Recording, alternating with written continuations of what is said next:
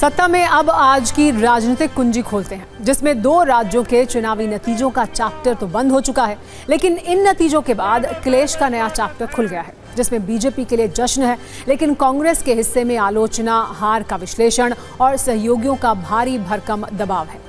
हरियाणा में सत्ता के दरवाजे तक पहुंचकर चूकने और जम्मू कश्मीर में अब तक के अपने सबसे खराब प्रदर्शन पर आकर रुकने वाली कांग्रेस को अगले 2 महीने बीजेपी के साथ साथ उन सहयोगियों से भी लड़ना होगा जो कांग्रेस की इस हार में अपने लिए बार्गेनिंग पावर बढ़ाने का मौका देख रहे हैं। कुल मिलाकर सत्ता की इस राजनीतिक कुंजी में रिजल्ट का आफ्टर इफेक्ट का चैप्टर है।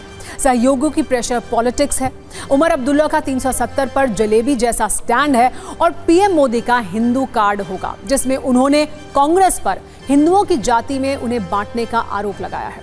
इसके अलावा हरियाणा चुनाव के नतीजों के 2 ऐसे फैक्टर्स की बात भी करेंगे जो नहीं चले, हुड्डा फैक्टर और गुरमीत राम रहीम फैक्टर। शुरुआत करते हैं कांग्रेस पर प्रधानमंत्री नरेंद्र मोदी के सबसे ताजा हमले से। कल हरियाणा चुनाव में मिली जीत के बूस्टर डोज के बाद अब बीजेपी महाराष्ट्र चुनाव को काफी उम्मीदों से देख रही है।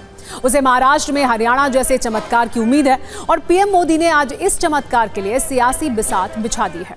प्रधानमंत्री मोदी आज महाराष्ट्र में वीडियो कॉन्फ्रेंसिंग के जरिए 7,600 करोड़ रुपए से ज्यादा की विकास योजनाओं की शुरुआत कर रहे थे, जिसमें 10 मेडिकल कॉलेजों का उद्घाटन भी शामिल था। इसी दौरान उन्होंने कांग्रेस पर तीखा हमला किया और ये आरोप लगाया कि कांग्रेस का फॉर्मूला बांटो और राज करो का है। उनकी साजिशों से सावधान रहने की जरूरत है। कांग्रेस हिंदुओं की जातियों को आपस में लड़ाती है। हिंदू जितना पटेगा, कांग्रेस को उतना फायदा होगा। कांग्रेस हिंदू समाज में आग लगाए रखना चाहती है। पीएम मोदी के इन 5 बातों से ये तो क्लियर है कि महाराष्ट्र का चुनाव इन्हीं मुद्दों के आसपास रहने वाला है। पीएम मोदी ने यह भी पूछा कि कांग्रेस हिंदुओं में जाति ढूंढती है, मुसलमानों में जाति क्यों नहीं ढूंढती है। एक बार सुनिए पीएम मोदी ने क्या कहा है और कांग्रेस क्या जवाब दे रही है।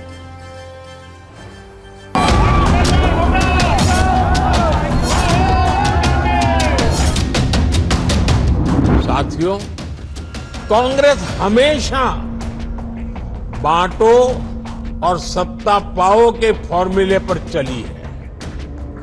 कांग्रेस ने बार बार ये सिद्ध किया है कि वो एक गैर जिम्मेदार दल बन गया है।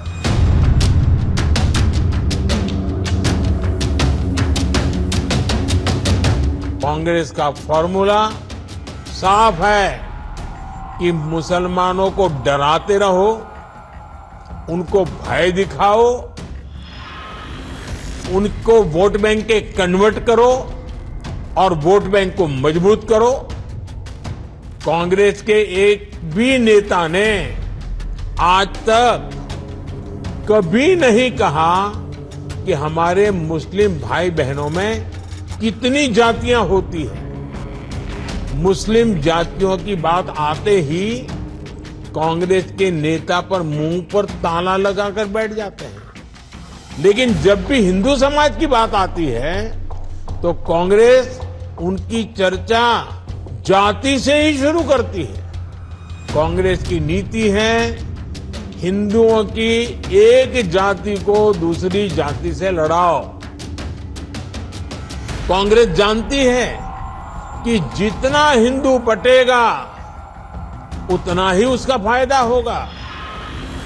कांग्रेस किसी भी तरीके से हिंदू समाज में आग लगाए रखना चाहती है ताकि वो उस पर राजनीतिक रोटियां सेकती रहे। वो नहीं। जम्मू में किसने नफरत पैदा की बताइए? क्या वो कांग्रेस ने की? वो तो होम मिनिस्टर भी आए थे, प्रधानमंत्री भी आए थे, कितने मंत्री इनके नहीं आए नफरत पैदा करने के लिए?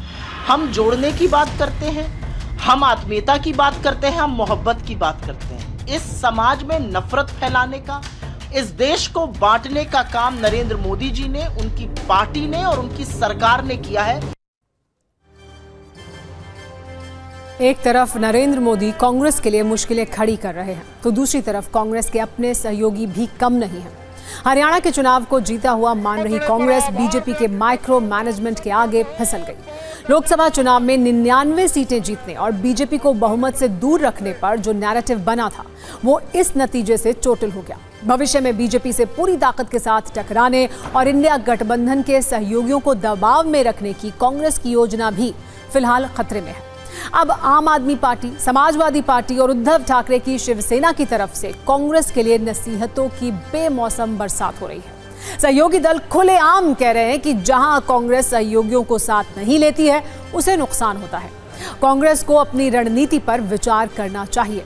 इसके लिए वो जम्मू कश्मीर और हरियाणा का उदाहरण दे रहे हैं, जहां जम्मू कश्मीर में नेशनल कॉन्फ्रेंस के साथ गठबंधन से सत्ता मिली और हरियाणा में अकेले चुनाव लड़ने पर बीजेपी से हार मिली। इस बीच आज समाजवादी पार्टी ने यूपी उपचुनाव के लिए 10 में से 6 उम्मीदवारों की लिस्ट जारी कर दी। नोट करने वाली बात यह है कि यूपी में समाजवादी पार्टी और कांग्रेस में गठबंधन है, लेकिन समाजवादी पार्टी ने एक तरफा लिस्ट जारी की है। सूत्रों से खबर है कि बिना बातचीत लिस्ट जारी करने पर कांग्रेस नाराज है।